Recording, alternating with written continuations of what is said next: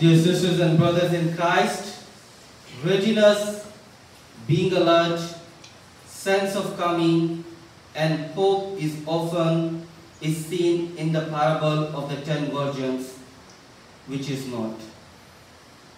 In the same parable, selfish attitude of wise virgins is often observed, but it is not. So what is the meaning of the parable then? We need to remember that the parable is not only a simple cultural story or moral lesson, but it contains the divine reality. Therefore, we can say that the parable is an earthly story with the divine elements. Therefore, the parable of 10 virgins is full of divine elements and meaning. Let us together try to unpack the parable first by looking at each element of the parable. First, virgin in the Bible represents church. Therefore, 10 virgins represents complete or perfect church because, and that is the second point, Hebrew is an alphanumerical language, which means every number has a word. For example, number 7 stands for covenant, and number 10 stands for complete or perfect. Third, oil in the Bible represents good works in the presence of God towards the humanity. Fourth, wedding, big meal, feast or dinner is a sign of the divine covenant. Fifth and the last, bridegroom is the Son of God who will open the door to enter in the kingdom of God. So now, putting together all the elements, we can see that the Son of God will come at His appointed time to marry the complete or perfect church. That is, He is coming to establish the covenant with everyone, and those who have faith in Him and carry the good works in His name will enter with Him in the kingdom of God. Actually, this parable is an answer to all those people who believe in sola fide, only faith.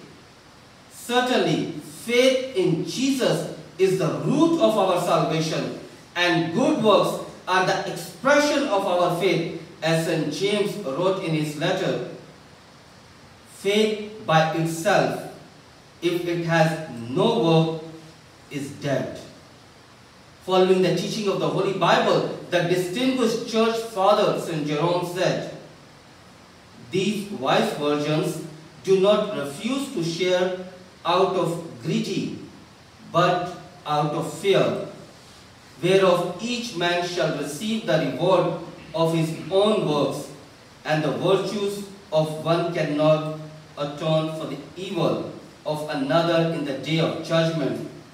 Their worthy confession, calling Him Lord, Lord, is a mark of faith. But what avails it to confess Him with the mouth, whom they denied with your works?" We must also not forget the words of our Lord Jesus Christ, who during His earthly ministry said, "Let your light shine before others, so that they may see your good works and give glory to your Father in heaven." We can see in the parable the foolish virgins showed their faith by calling the bridegroom as Kyrios, Lord. Indeed, they recognized the true identity of the bridegroom, but the bridegroom refused to recognize them because they did not bring their oil on time to offer to the Lord. On the other hand, the wise virgins carried their oil, that is, their good works, to offer to the Lord. Our brilliant church father Origen said, "Those who believe rightly and live righteously are like the 5 wise virgins. They that profess the faith of Jesus, but prepare themselves, not by works to salvation, are like to the 5 foolish virgins."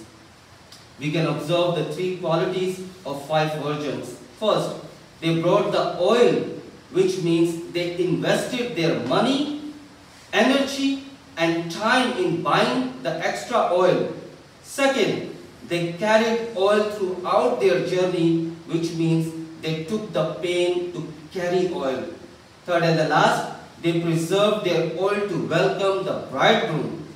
Through this parable of 10 virgins, Jesus is inviting each one of us to act like wise virgins by doing three things in order to enter in the kingdom of God.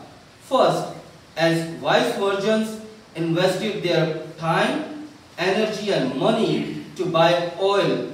So we are also called by our Lord Jesus Christ to invest our energy, time and money by buying the grocery for a family, the needy family affected by typhoon or affected by COVID-19.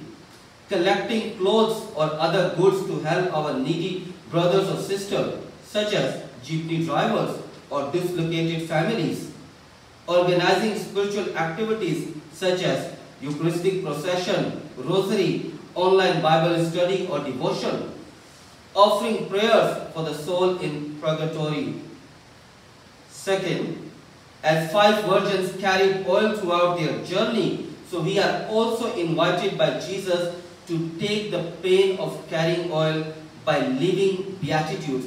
By the way, the beatitudes, if you break the word beatitudes, it would be attitude, means be your attitude. So that would, we are all called to live by becoming poor in spirit, and that is totally depending on the Lord, by mourning for the worldly things in order to find joy in the Lord, by becoming meek in the eyes of the Lord to be lifted up by the Lord, by becoming righteous to offer the fruit of holiness to the Lord, by becoming merciful in order to receive the mercy of the Lord, by cleaning our heart from all evils to see God face to face, by establishing peace in the world to become the child of God.